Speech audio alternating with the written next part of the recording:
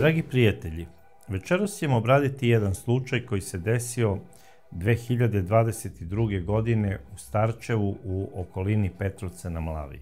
Petrovac na Mlavi je inače jedan prelep gradić na reci Mlavi, čiji stanovnici uglavnom, pa slobodno mogu reći, preko 50% stanovništva ovog grada živi i radi u inostranstvu. Oni su otišli trbuhom za kruhom i ima ih u celoj zapadnoj Evropi.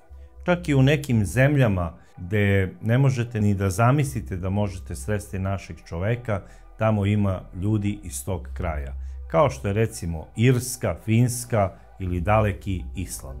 To su jako vredni ljudi i oni generacijama rade u inostranstvu. Doduše najviše rade u Austriji, Francuskoj, Nemačkoj i Švajcarskoj. Okolina celog Petrovca je upravo i sačinjena od sela, čiji stanovnici uglavnom do penzije borave u inostranstvu. Za sve to vreme oni vredno štede novac i u svojim selima zidaju neretko velelepne kuće. Naravno, kako se menjaju vremena, mlade generacije se već rađaju sada 4. i 5. generacija u inostranstvu, nekako se sve manje više osjećaju vezanim za našu zemlju i neretko svoje godišnje odmore provode na nekim drugim destinacijama i uopšte i ne dolaze za Srbiju. Tako da oni nešto nisu posebno oduševljeni da zidaju i grade po Srbiji neke velike kuće, ali njihovi dedovi i očevi što su im ostavili, ostaje im onako u amanet da to koliko toliko održavaju. Tema večerašnje naše priče je zapravo jedan gastarbajterski par koji nije imao generacijsku podlogu te gastarbajterske priče. Radi se o paru koji je otišao 90-ih, odnosno početkom 90-ih godina u Salzburg. I radi se o bračnom paru Paunovića. Ko su zapravo bili Paunovići? Paunovići su bili Julijana i njen suprug Vinko. Julijana i Vinko su rođeni u selu Starčevu u okolini Petrovca na Mlavi. Julijana je rođena 29. marta 1976. godine i u svom selu je završila osnovnu školu. Ona je bila jedna prelepa devojčica i prepametna. Imala je i stariju sestru Tanju i oni su živeli u porodici Zarić, gde su bile onako maltene mezimice svojih roditelja, majke Slavice i oca Petrike. To je bila jedna baš onako prava domaćinska kuća i njeni roditelji su u onom starom tradicionalnom duhu vaspitavali svoju decu, da budu uzorne i časne domaćice i da održavaju onu staru tradiciju iz tog kraja. Tako da je Julijanina sestra Tanja, koja je rođena 1974. godine, bila izuzetno aktivna u tom kulturno-umetničkom dešavanju u selu Starčevu.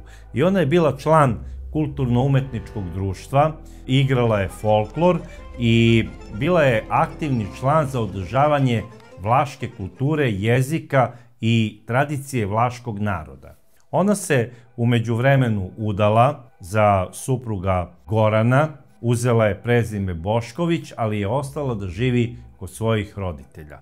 Što se tiče mlađe Julijane, ona je bila maltene od tih školskih dana u osnovnoj školi zaljubljena u jednog mladića. A to je upravo bio Vinko Paunović. On je rođen 1969. godine u Starčevu od oca Radiše i majke Gordane.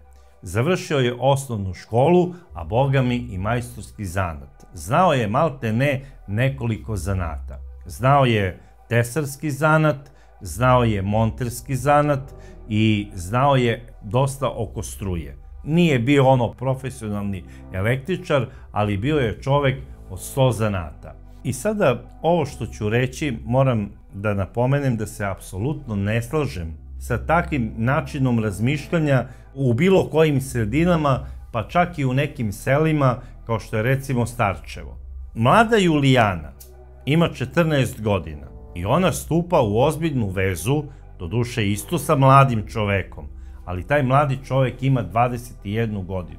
Vratio se iz JNA, stariji je 7 godina, znači on je punoletno lice, a mlada Julijana još nije završila ni 8. razred. I ona sa 14 godina ostaje u drugom stanju. Apsolutno ne prihvatam taj način odobravanja roditelja jedne devojčice, da oni takvu vezu mogu da blagosiljaju i da kažu dobro je ćeri, u redu je, on je dobar dečko, zna puno zanata, možeš slobodno sa njim biti u vezi.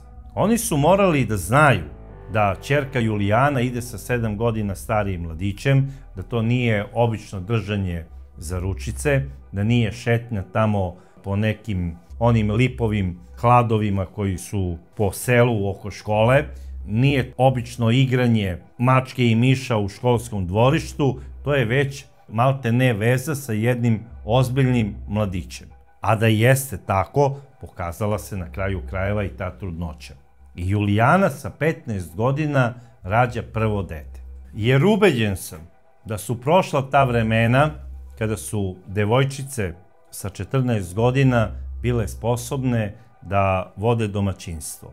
Ja sam siguran da u današnjim vremenima devojčica sa 14 godina nije dovoljno prošla i nije sposobna da sama sebi odabere pravu vezu koja će njoj biti ozbiljni momak, a kamoli sutra dan suprug, odnosno muž. Za takve stvari je potrebno malo više iskustva. I ne samo da se savetuje sa starijom sestrom, koja je doduše samo 2 godine starija, ona je trebala da se savetuje i sa majkom i sa nekim starijim rođakama. Međutim, Julijana, prelepa plava Julijana, bila je zaljubljena u Vinka, malte ne gledala je u njega kao na nekog svog princa iz bajke. I kao što sam rekao, ta ni najmanje naivna priča završila se njenom trudnoćom, a potom i brakom. I ona već sa 15 godina rađa prvog sina Bobana, 1991. godine, i stupaju u brak. I pretpostavljam da je tada taj brak ozakonjen u samoj mesnoj zajednici u Starčevu, uz prisustvo i odobrenje roditelja, i oni su ušli u brak tako da je Julijana postala gospođa Paunović. 1991. godine Julijana i Vinko dobijaju svoje prvo dete, sina Bobana, međutim lekari su ubrzo ustanovili da je ovaj dečko ozbiljno bolestan i njegova bolest je zahtevala stalnu negu i brigu. A u tom periodu, 1991. godine, nastupa velika ekonomska kriza i lekovi su izuzetno bili skupi za Vinka i Julijanu. I oni odlučuju da odu za inostranstvo, tačnije za Austriju, kod nekih svojih rođaka u Salzburgu. I to su i uradili, a dete ostaje kod Vinkovih roditelja. Oni su vodili računa o njemu, Julijana i Vinko odlaze za Salzburg i tamo počinju da rade. Vinko kao majstor, kao građevinski majstor, radio je u raznim firmama, dobro je zarađivao, radio je i vikende, a Julijana je radila u jednom hotelu, najpre kao sobarica, a kasnije kao recepcionarka. Ona je isto radila po 2 smene kako bi što više imali novca, da bi živeli normalno i da uštede što više para kako bi slali kući za lečenje deteta. Naravno, oni su to i radili, a u međuvremenu 1993. godine dobijaju i drugog sina Bojana. Bojan je živeo sa njima u Salzburgu. Porodica Paunović živela je klasičnim gastarbajterskim životom. Izuzetno težak život. Da budem iskren, nigde se ne živi lako, pa ni u inostranstvu. Ti ljudi da bi uštedeli nešto para kako bi doneli u svoju zemlju, moraju i tekako da budu štedljivi. I ne samo to, nego da rade i po nekoliko poslova. Tako da ja verujem da je Julijana, kad god je bila slobodna, da je ona radila i neki drugi posao u smislu da čisti stanove kod bogatih tih Švabica u Austriji, u Salzburgu, i Vinko je sigurno isto radio prekovremeno na tim građevinskim poslovima, ubeđen sam da su oni svaki trenutak koristili kako bi radili što više, da bi zaradili dosta novca, da imaju da leče svoje dete u Jugoslaviji, odnosno u rodnom Starčevu, i da imaju znači novca da renoviraju kuću, da pošalju roditeljima kako bi uložili u renoviranje i izgradnje kuće. Kao i da bi plaćali stan i da bi mogli normalno da žive tamo u Austriji.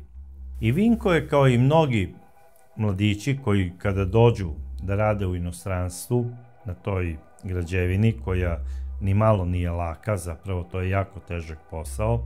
Oni u početku dok su mladi, oni rade i ne osjećaju nikakve probleme, ali vremenom radeći znači te teške poslove počinju da osjećaju razne probleme u smislu reume, kostobolje i bola u mišićima. I neretko, da bi sada sve to sanirali, oni počinju da konzumiraju alkohol. I najverovatnije to uradio i Vinko. Umesto da se javi lekaru, da uzme neke lekove za bolove tipa brufen ili ko zna već šta, diklofen ili ne znam koje lekove, on je konzumirao alkohol. Taj alkohol je kod njega podizao veliki stepen agresivnosti. I on je isto ispoljavao tako što je tukao svoju suprugu. Stalno je njoj nešto prigovarao: ti se previše šminkaš, ti previše lepo izgledaš, ti si plava, radiš tamo u hotelu, tamo dolaze raznorazni gastarbajteri iz raznoraznih drugih država, oni bacaju oko na tebe, čim vide plavu ženu, odmah je startuju, i tu je Vinko pokazivao veliku dozu ljubomore. I on je tukao jadnu Julijanu kao da je imala prepisanu terapiju batina. On je to sukcesivno radio maltene svakog dana u istom vremenu. Čim dođe s posla, napije se, zna se. Od 8 časa, odnosno od 20 časova do 21, to je predviđeno vreme za maltretiranje i šamaranje svoje supruge. Jadna Julijana, koliko je volela svog supruga, ona to nigde nije prijavljivala. Nije o tome pričala ni svojim prijateljicama, a ponajmanje svojim roditeljima. Nije pričala ni svojoj sestri. Mada su neki ljudi koji su iz tog kraja već primetili da nešto nije u redu s ovim mladim bračnim parom. Oni su primetili da Vinko nekako je previše nervozan, da je Julijana sve više onako tužna, ponekad čak i modra, i to su primetili i njeni poslodavci. Pitali su je da li ima nekih problema. Međutim, ona bi uvek govorila da nema i da je sve okej. Čak je jednom i hausmajstor, zapravo domar, zaustavio Julijanu i pitao je: gospođo, da li imate vi nekih problema u stanu? Čujem često galamu iz vašeg stana i plašim se da niste u nekom ozbiljnom problemu. Ona je rekla: ne, nismo. To ponekad možda smo malo glasniji, ali eto, mi smo tako malo više temperamentni i inače sve je u redu. Povešćemo računa da budemo tiši. I Julijana je posle ovog razgovora sa hausmajstorom obavila razgovor sa svojim suprugom Vinkom i rekla je: Vinko, da li ti imaš nameru da mi izgubimo stan u ovoj zgradi i da nas izbace odavde? A dobro znaš da smo dali onako pozamašan depozit kako bismo stanovali u ovoj istoj zgradi i kako bi imali koliko toliko pristojan stan. On je rekao: dobro, to sve zavisi od tebe, ne zavisi od mene. Na kraju krajeva ja nikada ništa ne radim bez razloga. Ti si kriva što mi pravimo buku i galamu, jer ti mene izazivaš. I ona je rekla: dobro, ja ću sve da radim onako kako ti kažeš, samo nemoj, molim te, da se svađamo. Ona je toliko bila zaljubljena u svog supruga Vinka da je maltene sebe proglasila krivcem. I bilo kako bilo, od te 2007. godine postoje prvi podaci da je Vinko počeo da vrši nasilje nad Julijanom, odnosno da je počeo da vrši nasilje u porodici. I to je trajalo iz godine u godinu, Ništa se tu nije menjalo. 2015. godine domar je pozvao prvi put policiju. Policija je došla, dala im je upozorenje da se to više ne ponavlja. Pozvali su Julijanu na informativni razgovor u salzburškoj policiji kod inspektora koji je zadužen za strance i ona je doslovce ponovila da nju suprug ne maltretira i da je to u pitanju neki nesporazum. Naravno, svoje modrice ispod oka je objasnila na neki način u smislu pala sam u kupatilu, uradila sam nešto, udarilo me je nešto po glavi i tome slično. Sve to što je radila, mislim da je bilo pogrešno. Trebala je odmah da kaže da, moj suprug Vinko me maltretira i on je bitanga, tuče me. Međutim, ona to nije rekla. Branila ga je. Što iz straha, ali ne verujem da je toliko strah bio presudan, mislim da je u pitanju bila ljubav. I to ona prava. Ona iz osnovne škole, koja je još uvek gorela u njenom srcu. Ona je Vinka volela. I nije mogla da zamisli da ona bude ta koja će njega da otera u zatvor. Ona je njega doživljavala kao svoga princa iz bajke. I mislila je da ako se taj brak na neki način prekine, da će se faktički prekinuti njen smisao života. A u stvari, ja ne znam zašto je ona tako razmišljala. Imala je decu koju je volela. Doduše, 2017. godine desila se jedna tragedija u ovoj porodici. Njen stariji sin, koji je bio bolestan i koga su oni lečili, izgubio je bitku sa bolešću. 2017. godine njen sin Boban umire u svojoj 26. godini. To je za ovu porodicu bila velika tragedija. Julijana je ovo doživela kao udarac macolom posred glave, jedva se oporavila od ovoga i njen suprug Vinko je jako ovo teško podneo. Otišli su za Srbiju, za rodno Starčevo, tamo su sahranili svog prvenca. To je bila jako tužna sahrana, naravno kao i svaka sahrana, pogotovo kada umre, ne daj Bože, mlad čovek.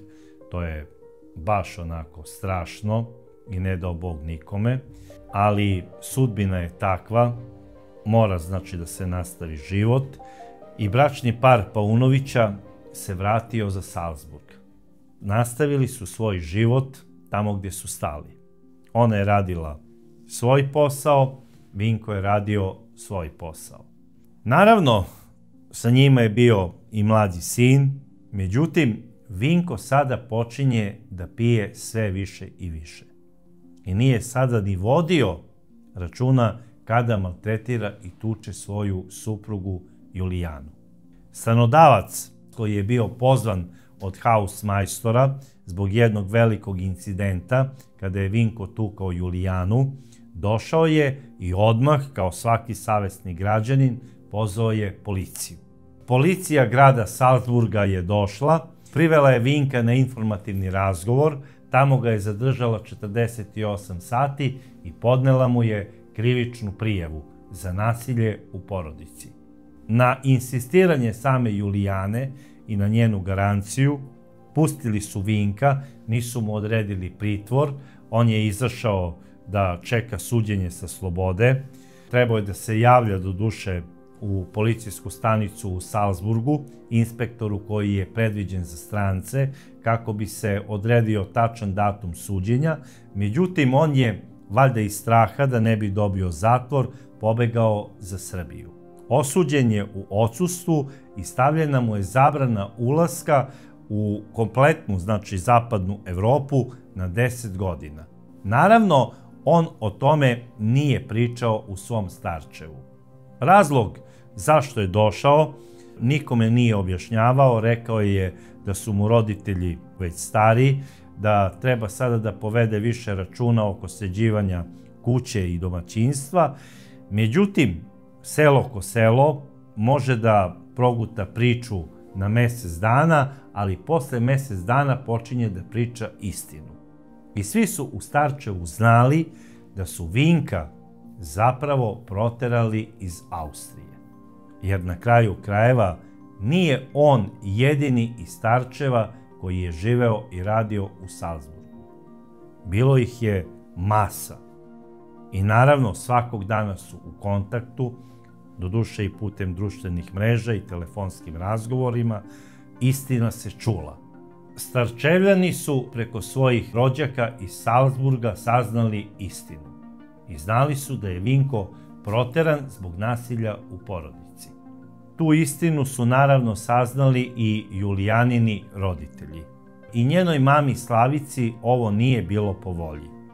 Ona je odmah uspostavila kontakt sa svojom ćerkom i rekla je: Julijana, dete drago, Bogu hvala da su ovom zlotvoru zabranili da dolazi za Salzburg, a tebe molim, nemoj dolaziti iz Salzburga.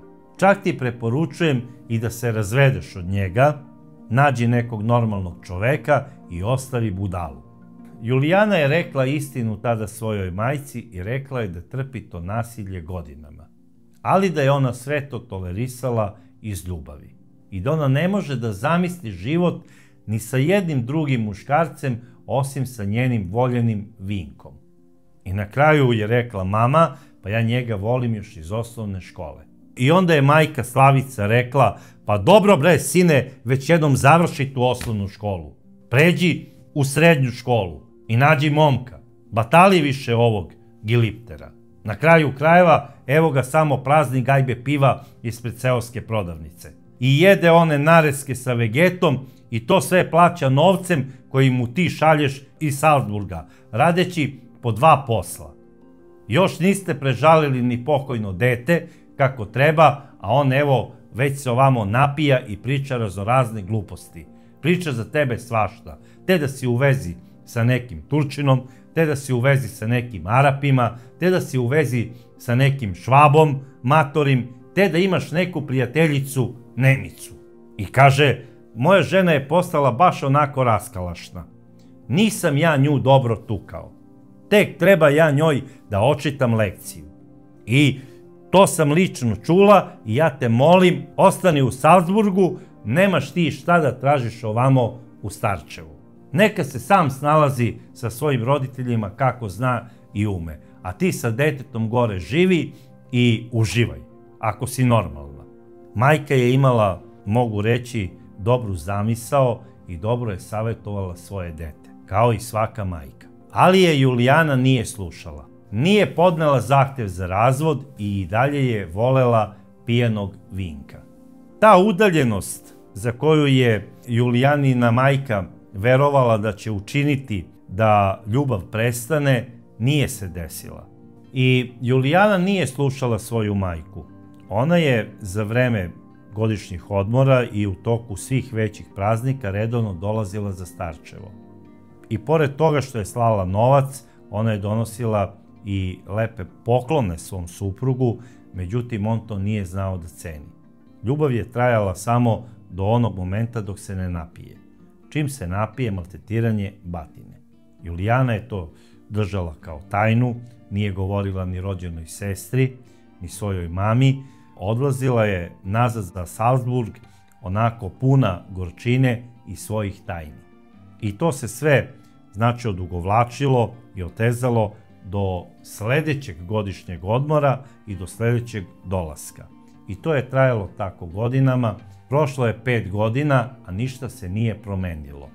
Čak je Vinko postajao sve onako obesniji i suroviji u tim njegovim ispadima i u maltretiranju jadne Julijane. Slušao je čak i priče kako ona odlazi na neka raznorazna putovanja sa ovim ili sa onim. On je sve zamišljao kako ona ima te ovog, te onog ljubavnika, a na kraju krajeva ona imala jednu prijateljicu sa kojom je ili radila ili se družila iz ne znam kog razloga, ali naravno svako živo biće je društveno biće i mora da ima nekog sa kim se druži. I Julijana je često znala da ode na neka putovanja kao što su odlazak na Korziku, da ode da obiđe Krit, da obiđe Krf ili neka druga egzotična i lepa mesta. Odlazila je za Švajcarsku da bi videla Alpe, da bi obišla neke rođake u Švajcarskoj na kraju krajeva, jer puno ljudi iz tog kraja radi upravo u toj alpskoj zemlji. Zatim bi otišla da obiđe neke svoje poznanike i prijatelje u Parizu. Odlazila i do Španije. Te 2022. godine, posle 5 godina tog turbulentnog života, koji je vodila sa svojim Vinkom, koji nije mogao naravno da dođe zbog zabrane za Salzburg, ona je odlučila da ode na jedno putovanje, odnosno na safari u daleku Keniju. To je zapravo jedno putovanje o kome većina nas mašta. To je putovanje iz snova. I ona je otišla na to putovanje iz snova u daleku Keniju, tamo se na tom safariju jako lepo provela. Imala je puno tih snimaka gdje je slikala slonove, slikala je lavove, zebre i druge egzotične životinje. Naravno, kada bi pravila taj svoj Facebook profil gdje je objavljivala te svoje slike sa tih egzotičnih putovanja, ona bi uvek ubacila i neku sliku iz svog rodnog Starčeva, gdje se slikala sa svojim suprugom Vinkom i na tim slikama je izgledala tako zaljubljena, malte ne kao da se zabavljaju i dalje u onoj osnovnoj školi kada su prvi put počeli zabavljanje. I kao da nemaju, ne daleko bilo batine neke, nego kao da nemaju ni jednu svađu. Tako su nevino i zaljubljeno izgledali. Julijana je baš bila zaljubljena u svog supruga Vinka. Nekako pred dolazak te godine na godišnji odmor ispalo je da ode i na jedno putovanje do Korzike. Na Korzici se zadržala pune 2 nedelje, tamo je isto bila sa svojom prijateljicom i posle Korzike dolazi za Salzburg, a onda iz Salzburga ide pravo u Starčevo.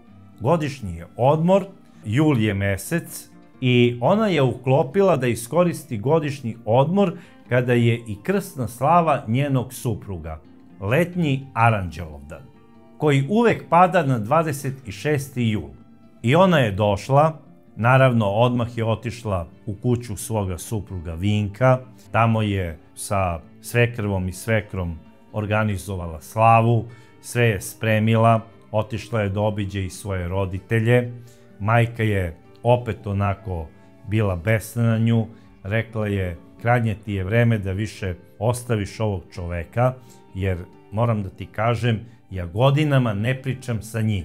Od kad se vratio iz Salzburga i od kada sam saznala razlog zašto je proteran iz Austrije, ja s njim ne govorim. Ne želim da pričam sa čovekom koji tuče moje dete. I onda je Julijana rekla, dobro mama, to je moj čovek, njegova kuća je moj dom i ja moram da budem tamo, meni je tamo mesto. I došao je, svanuo je taj 26. jul 2022. godine. Julijana je kao prava domaćica dočekala puno gostiju. Došli su mnogi, ali ne i njeni roditelji. Zato što njeni roditelji nisu pričali sa svojim zetom. Ali je došla njena rođena sestra i došao je njen muž. Naravno, došlo je i puno Vinkovih rođaka, a i prijatelja.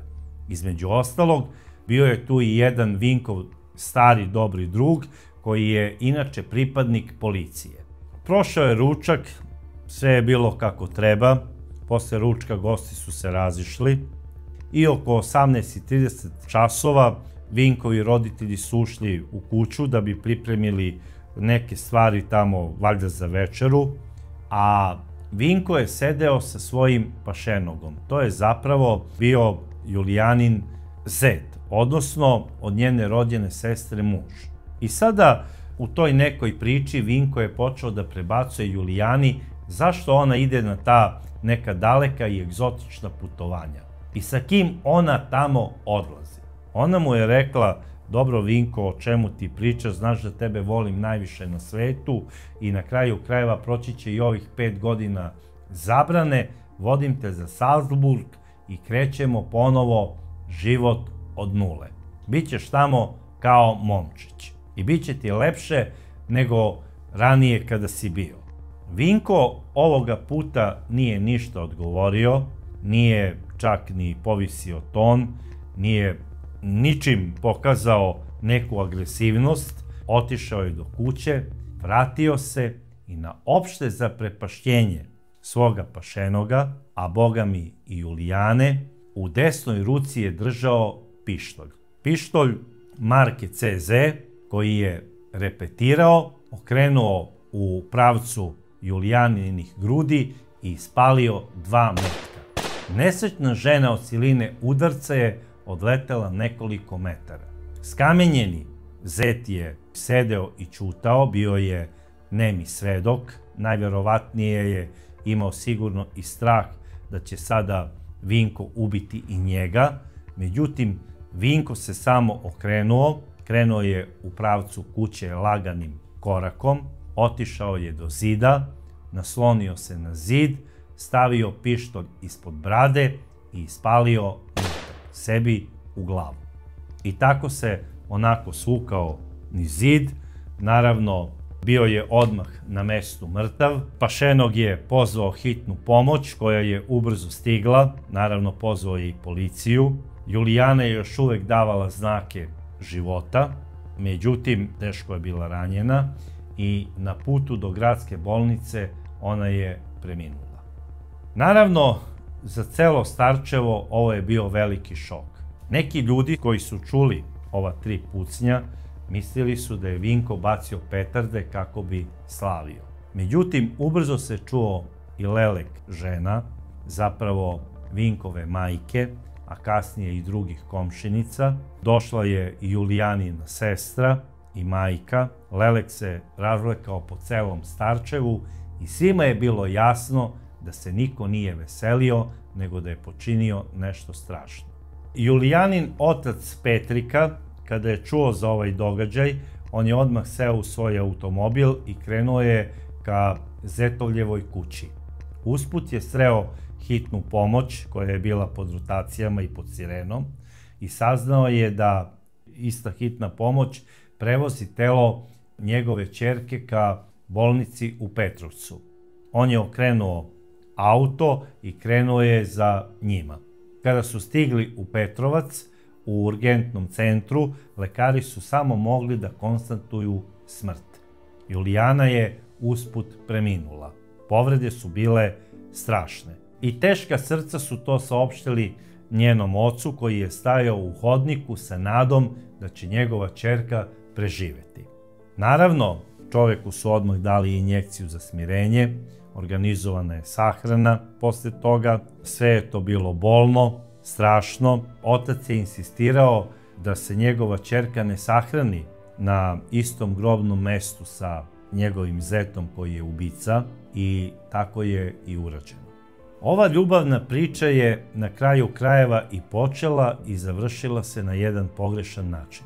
Ja verujem, a možete se i ne složiti sa mnom, ali znajući mentalitet tih ljudi tamo iz tog kraja, da Vinko dok je živeo tih 5 godina u Starčevu i dok je pijančio po tim seoskim bircusima, ne samo u Starčevu, nego u celoj okolini Petrovca, pa i u samom Petrovcu, uz pomoć novca koji mu je slala njegova supruga, da je itekako imao ljubavnih veza. Jer tamo je svaka kafana imala neku svoju konobaricu Rumunku koja je služila za utehu tim usamljenim gastarbajterskim dušama. A da ironija bude najveća, ubio je svoju suprugu sa ubeđenjem da ona na ta putovanja odlazi sa ljubavnikom. Zašto nije imao ni jedan jedini dokaz? A na kraju krajeva, da je to bilo tako, Julijana nikada ne bi ni dolazila u Starčevo. Šta će joj jedan propali tamo gastarbajter koga su najurili iz Švabije? Treba da ga izdržava. Ajde, dok je bilo pokojno dete živo, naravno oni su radili i slali su novac da bi se ono lečilo i da bi se tom detetu napravio dom.